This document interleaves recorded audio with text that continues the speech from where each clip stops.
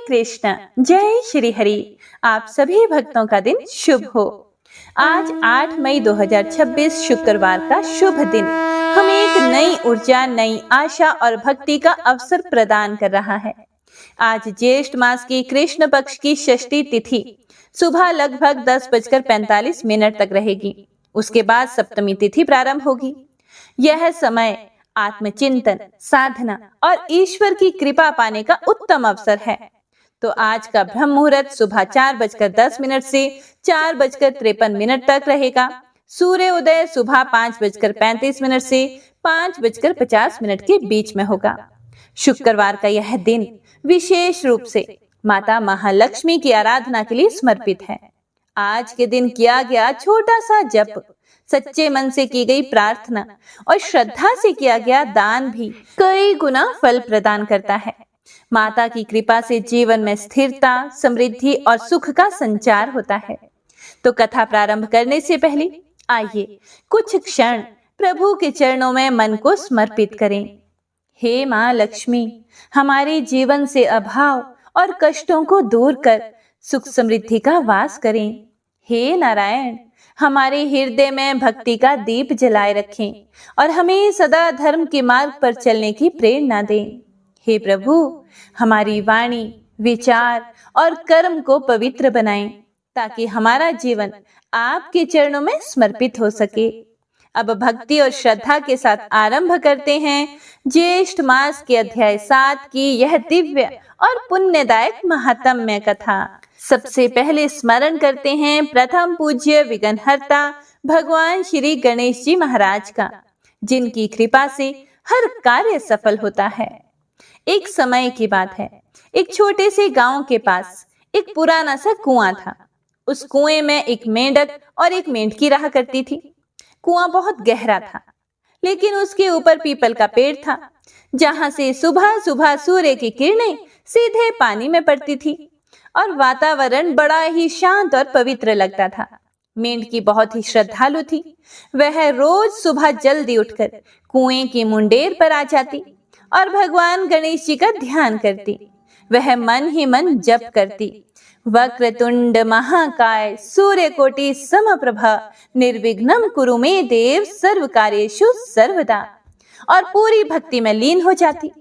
मेंढक को यह सब बिल्कुल पसंद नहीं था। वह हंसते हुए कहता, ये सब करने से तुम्हें भला क्या मिलेगा?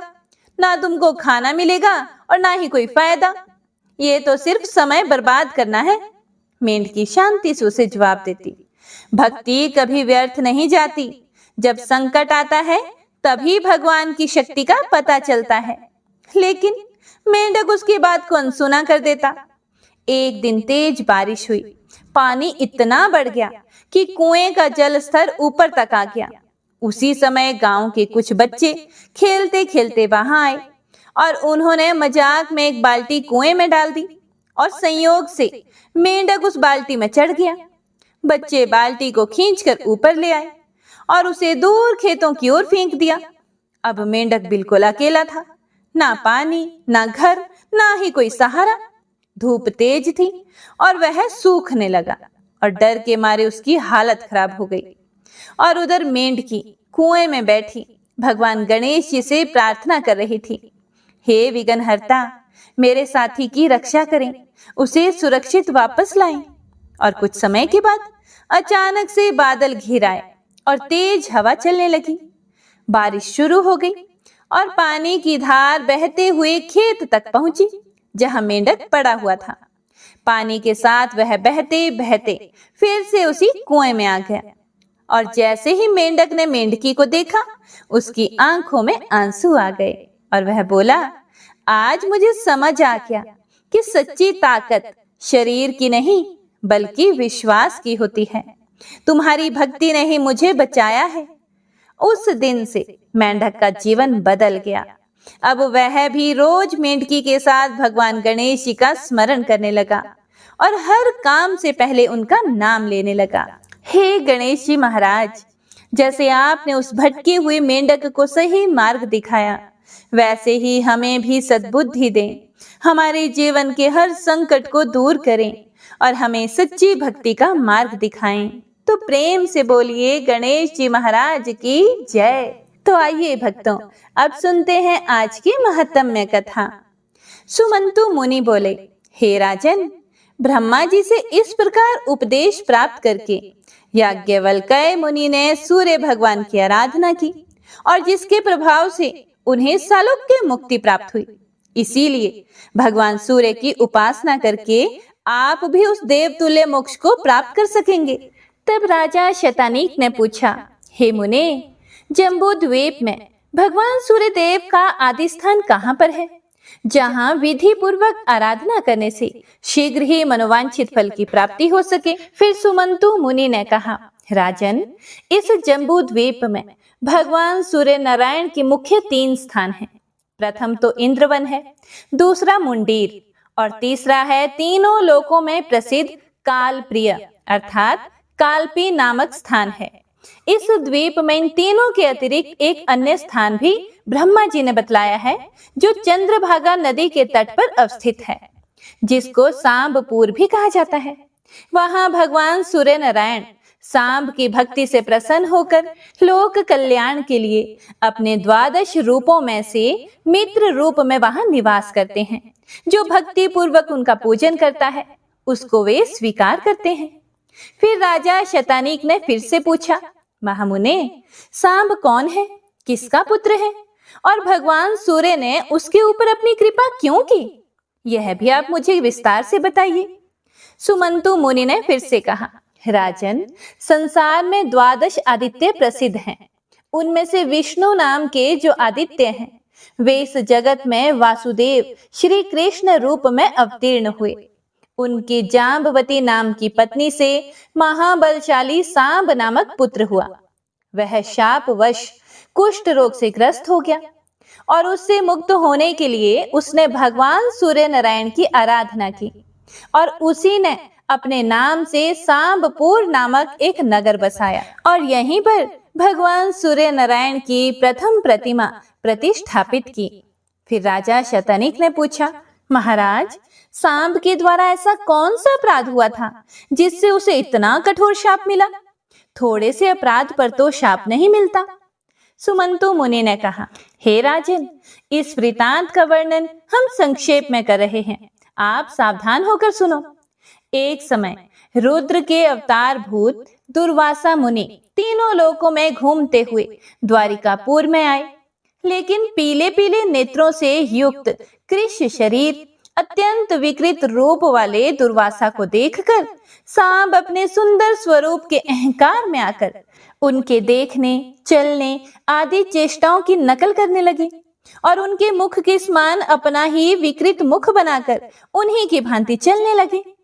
यह देखकर और सांब को रूप तथा यौवन का अत्यंत अभिमान है, यह समझकर दुर्वासा मुनि को बड़ा क्रोध आया और वे क्रोध से कांपते हुए कह बैठे कि हे सांब, मुझे कुरूप और अपने को अति रूप संपन्न मानकर तूने मेरा परिहास किया है। जा, तू शीघ्र ही कुष्ठ रोग से ग्रस्त हो जाएगा। हे प्रिय भक्तों, ऐसे ही एक बार फिर से परिहास किए जाने के कारण दुर्वासा मुनि को फिर शाप देना पड़ा और उसी शाप के फलस्वरूप सांब से लोहे का एक मुसल उत्पन्न हुआ, जो समस्त यदुवंशियों के विनाश का कारण बना। इसीलिए देवता, गुरु और ब्राह्मण आदि की अवज्ञा बुद्धिमान पुरुष को कभी भी नहीं करनी चाहिए। इन लोगों के सामने सदैव विनम्र ही बना रहना चाहिए और सदा मधुर वाणी ही बोलनी चाहिए। हे राजन, ब्रह्मा जी ने भगवान शिव के समक्ष जो 2 श्लोक पढ़े थे, क्या आपने उनको सुना नहीं है? जो धर्मात्मा है तथा जिसने सम्मान एवं क्रोध पर विजय प्राप्त कर ली है, विद्या से युक्त और विनम्र है, दूसरे को संताप नहीं देता, अपनी स्त्री से संतुष्ट है तथा पराई स्त्री का परित्याग करने वाला है, ऐसे मनुष्य के लिए संसार में किंचन मात्र भी भय नहीं है। पुरुष को चंद्रमा, जल, चंदन और शीतल छाया वैसा आनंदित नहीं कर पाते हैं जैसा आनंद उसे हितकारी मधुर वाणी सुनने से प्राप्त होता है। हे राजन, इस प्रकार दुर्वासा मुनि के शाप से सांब को कुष्ठ रोग हुआ था। उसके बाद उसने भगवान सूर्य नारायण की आराधना करके फिर से अपने सुंदर रूप तथा आरोग्य को प्राप्त किया और अपने नाम का सांबपुर नामक एक नगर बसाकर उसमें भगवान सूर्य को प्रतिष्ठापित किया। राजा शतानीक ने कहा, हे महामुने, सांब के द्वारा चंद्रभागा नदी के तट पर सूर्य नारायण की जो स्थापना की गई है वह स्थान आदिकाल से तो नहीं है, फिर भी आप उस स्थान की महात्म्य का इतना वर्णन कैसे कर रहे हैं? इसमें मुझे संदेह हो रहा है। फिर सुमंतु मुनि बोले, वहां पर सूर्य नारायण का स्थान तो सनातन काल से ही है। सांब ने उस स्थान की प्रतिष्ठा तो बाद में की है। इसका हम संक्षेप में वर्णन करते हैं, तुम सुनो। इस स्थान पर ब्रह्म स्वरूप जगत स्वामी भगवान सूर्य नारायण ने अपने मित्र रूप में तप किया है। वे ही अव्यक्त परमात्मा भगवान सूर्य सभी देवताओं और प्रजाओं की सृष्टि करके स्वयं 12 रूप धारण करके अदिति के गर्भ से उत्पन्न हुए। इसी से उनका नाम आदित्य पड़ा।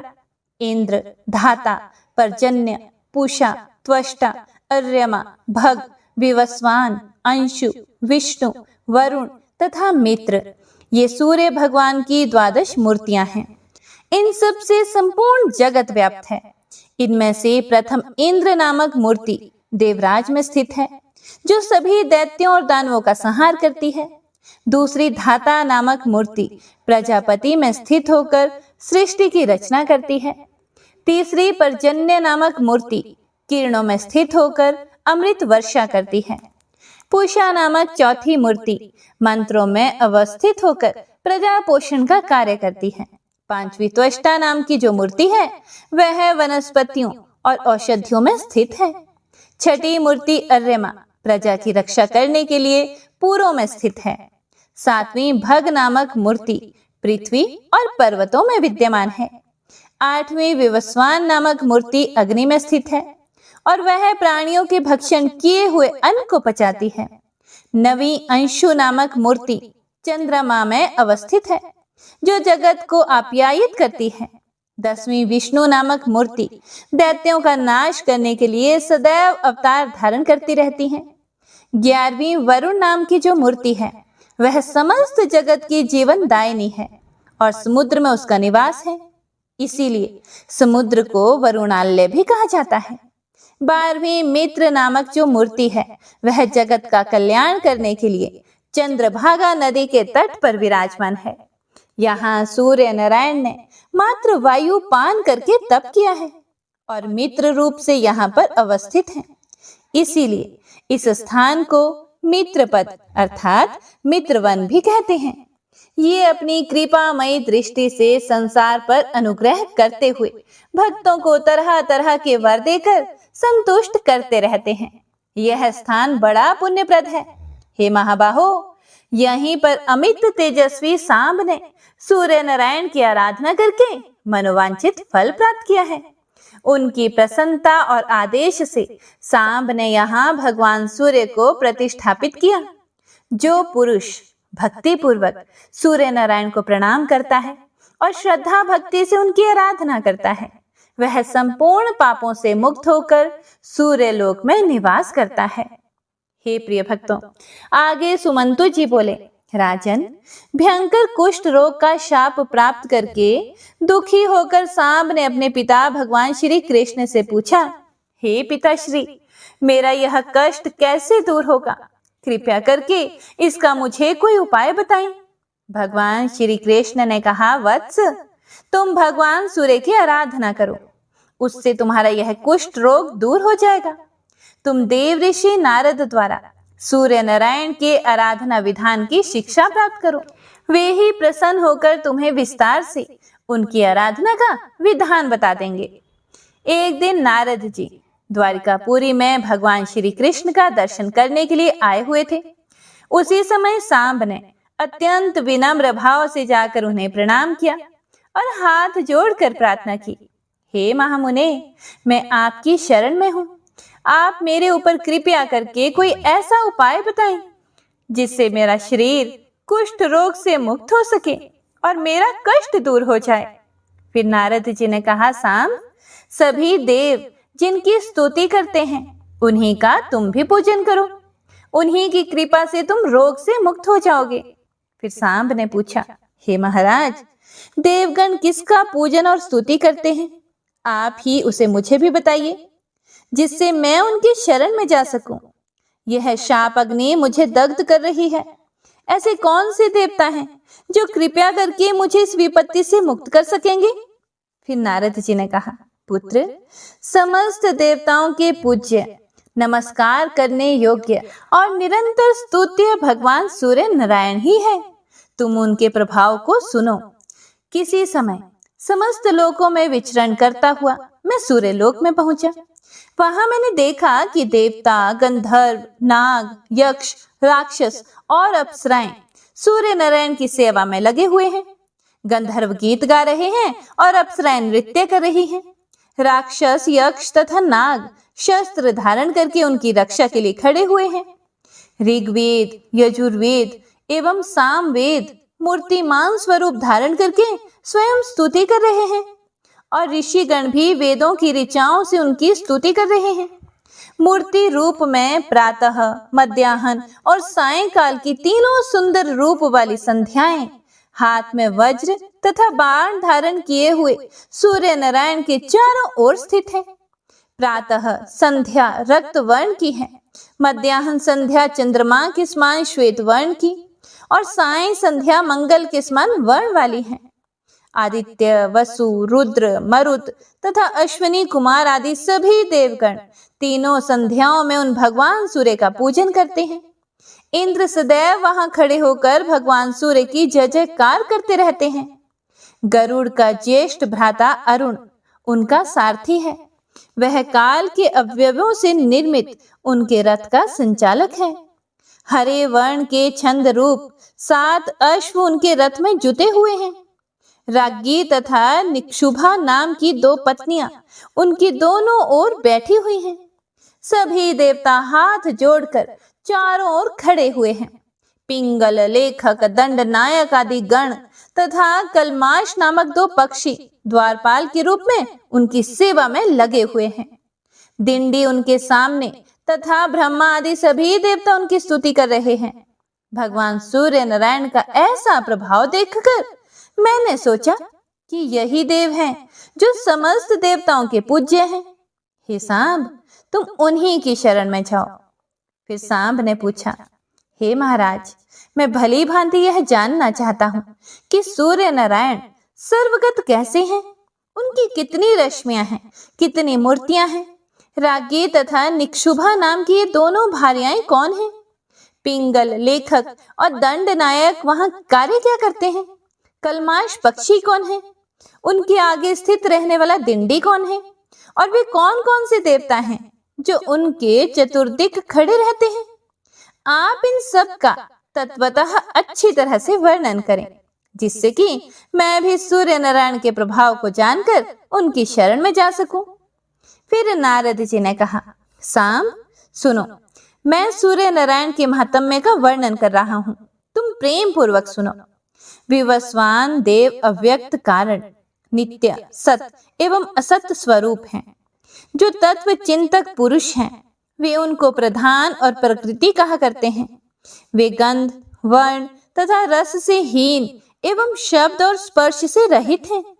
वे जगत की योनि हैं तथा सनातन परब्रह्म हैं। वे सभी प्राणियों के नियंता हैं। वे अनादि, अनंत, अज, सूक्ष्म, त्रिगुण, निराकार तथा अविज्ञेय हैं। उन्हें परम पुरुष कहा जाता है। उन्हीं महात्मा भगवान सूर्य से यह सब जगत परिव्याप्त है। उन परमेश्वर की प्रतिमा ज्ञान एवं वैराग्य लक्षणों वाली है। उनकी बुद्धि धर्म एवं ऐश्वर्य को प्रदान करने वाली ब्राह्मी बुद्धि कही जाती है। उन अव्यक्त की जो भी इच्छा होती है वही सब उत्पन्न होता है। वे ही सृष्टि के समय चतुर्मुख ब्रह्मा बन जाते हैं और प्रलय के समय काल रूप हो जाते हैं। पालन के समय वे ही पुरुष विष्णु रूप ग्रहण कर लेते हैं। स्वयंभू पुरुष की ये तीनों अवस्थाएं उनके 3 गुणों के अनुसार हैं। वे आदिदेव होने के कारण आदित्य तथा अजात होने के कारण अज कहे गए हैं। देवताओं में महान होने से वे महादेव कहे गए हैं और समस्त लोगों के ईश होने तथा अधीश होने के कारण वे ईश्वर कहे गए हैं। बृहत होने से ब्रह्मा तथा भत्व होने से भव कहे जाते हैं। वे समस्त प्रजाओं की रक्षा और पालन करते हैं, इसीलिए वे प्रजापति कहे गए हैं। पूर्व में शयन करने से पुरुष और उत्पाद्य न होने और अपूर्व होने से स्वयंभू नाम से प्रसिद्ध हैं। हिरण्यांड में रहने के कारण ये हिरण्यगर्भ कहे जाते हैं। ये दिशाओं के स्वामी, ग्रहों के ईश, देवताओं के भी देवता होने से देवदेव तथा दिवाकर भी कहे जाते हैं। तत्वद्रष्टा ऋषियों ने आपको नार कहा है। यह अप इनका आश्रय है, इसीलिए आप नारायण कहे गए हैं। और यह शीघ्रता वाचक शब्द है। आप ही समुद्र रूप धारण करने पर फिर उसमें शीघ्रता नहीं रहती, इसी के कारण उसे नार कहते हैं। प्रलय काल में सभी स्थावर जंगम नष्ट हो जाते हैं।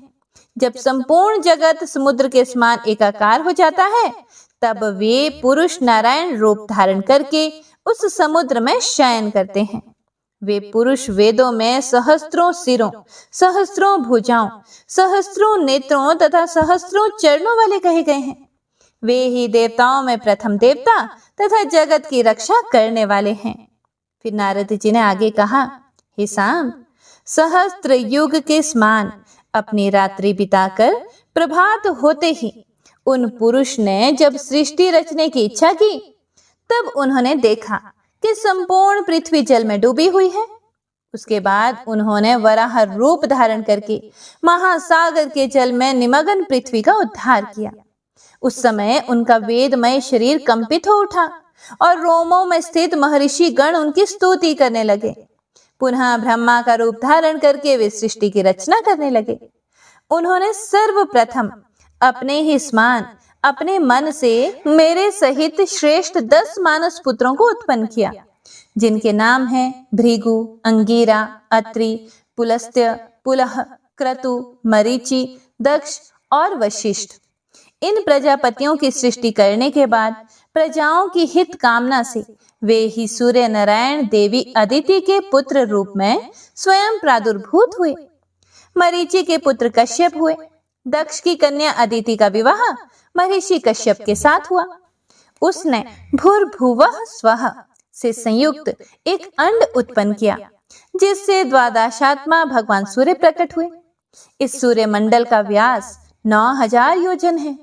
27000 योजन उसकी परिधि है। जिस प्रकार कदम्ब का पुष्प चारों ओर केसरों से व्याप्त रहता है, उसी प्रकार सूर्य मंडल अपनी किरणों से परिव्याप्त रहता है। वह सहस्त्रों सिर वाला पुरुष, जिसको परमात्मा कहते हैं, इस तेजोमय मंडल के मध्य में स्थित है। वह अपनी सहस्त्र किरणों द्वारा नदी, समुद्र, हृद, कूप आदि से जल को ग्रहण कर लेता है। सूर्य की प्रभा अर्थात उसका तेज रात्रि के समय अग्नि में प्रवेश कर जाती है, इसीलिए रात्रि में अग्नि दूर से ही दिखाई देने लगती है। सूर्य उदय के समय वही प्रभा फिर से सूर्य में प्रविष्ट हो जाती है। प्रकाशत्व और उष्णत्व ये दोनों गुण सूर्य में तथा अग्नि में भी हैं।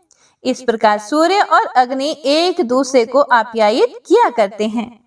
हे सांब, हेति, किरण, गौ, रश्मि, गभस्ति, अभिषु, घन, उस्त्र, वसु, मरीचि, नाड़ी, दिधीति, साध्य, मयुख, भानु, अंशु, सप्तार्ची, सुपर्ण, कर तथा पाद, ये 20 भगवान सूर्य की किरणों के नाम कहे गए हैं, जो संख्या में 1000 है।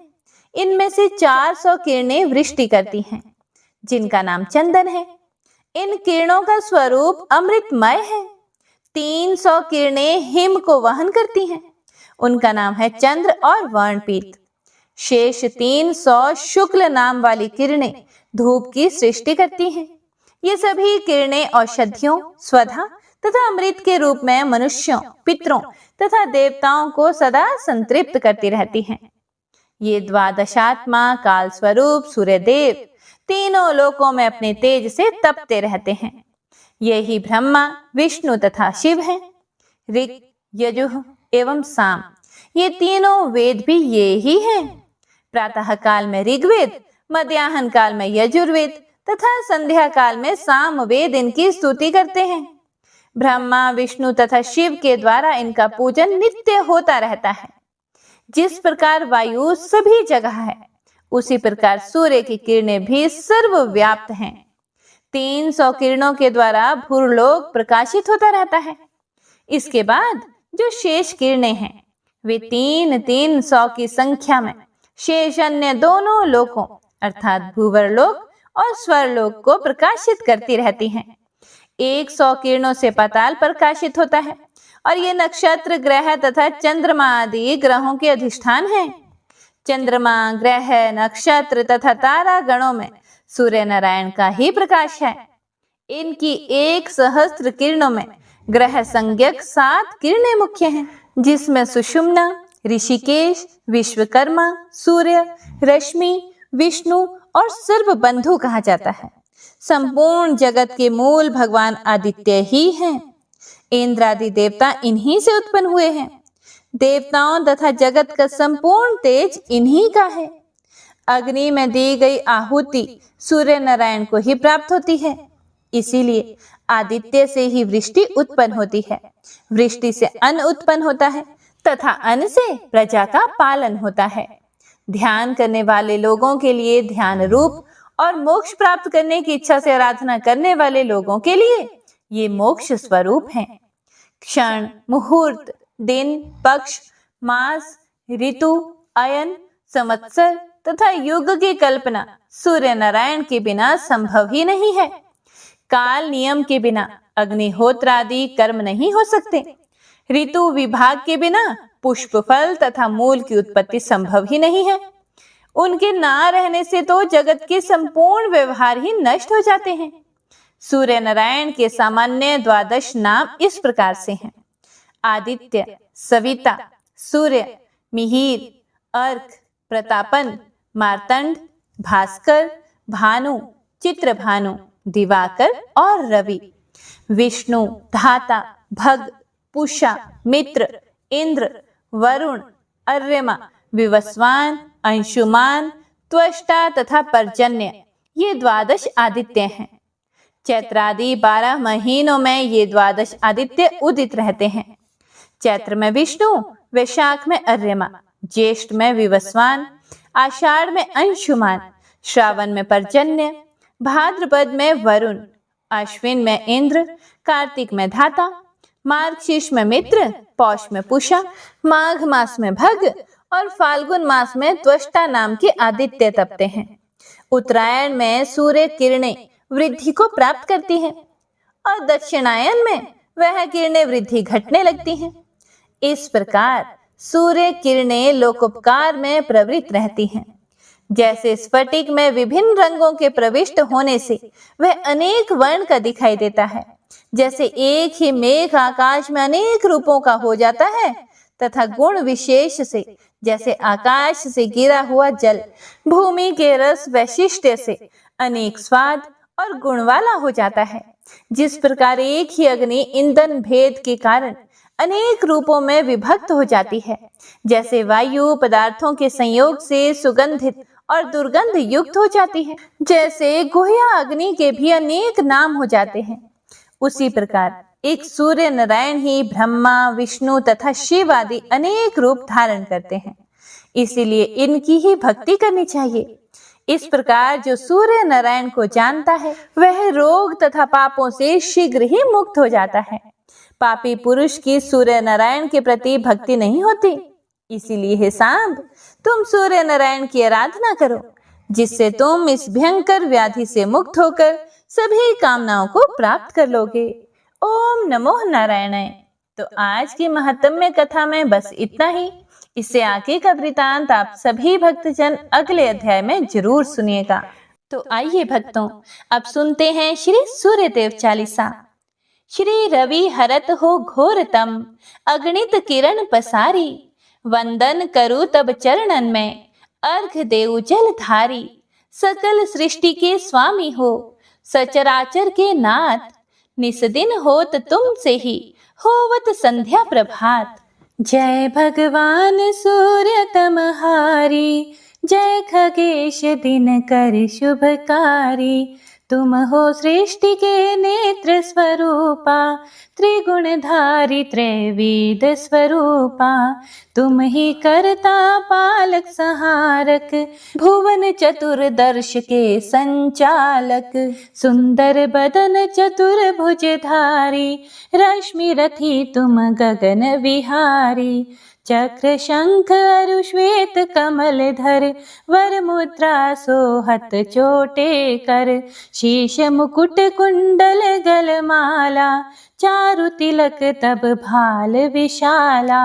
सप्त अश्वरथ अति द्रुतगामी, अरुण साथी गति अविरामी। रक्त वरुण आभूषण धारक, अति प्रिय तोहे लाल पदारथ।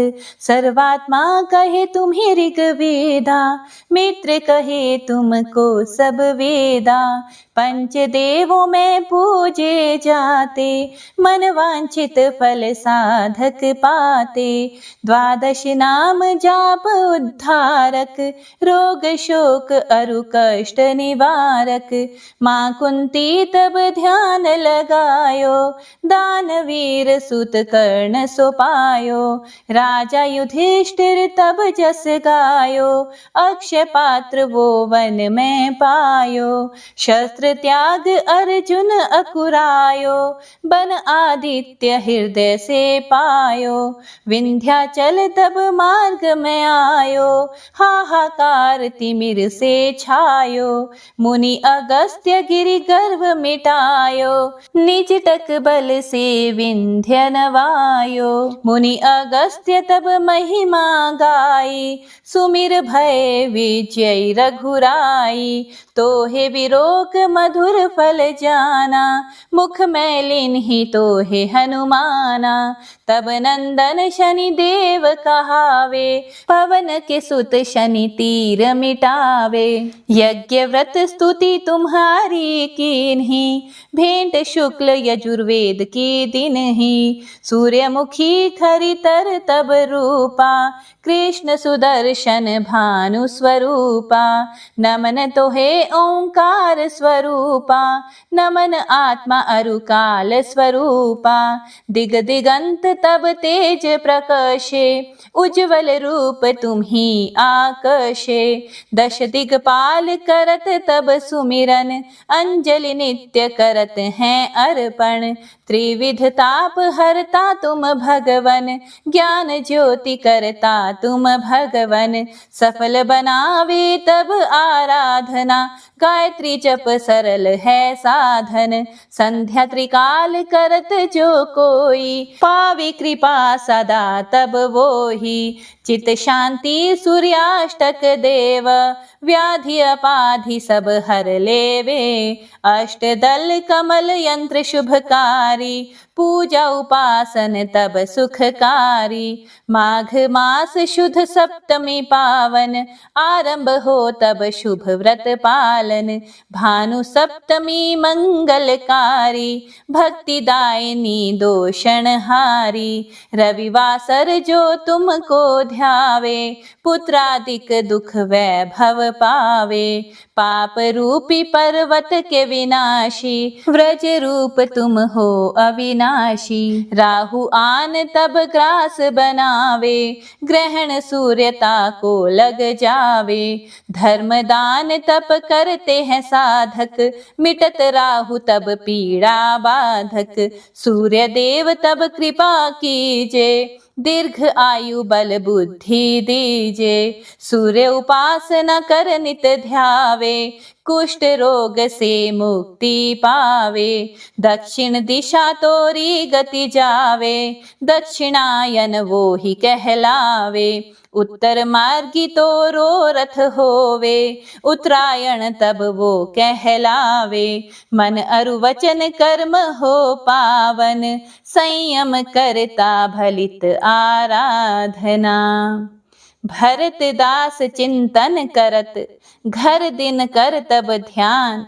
रखियो कृपा इस भक्त पे, तुम्हारी सूर्य भगवान। जय सूर्यदेव।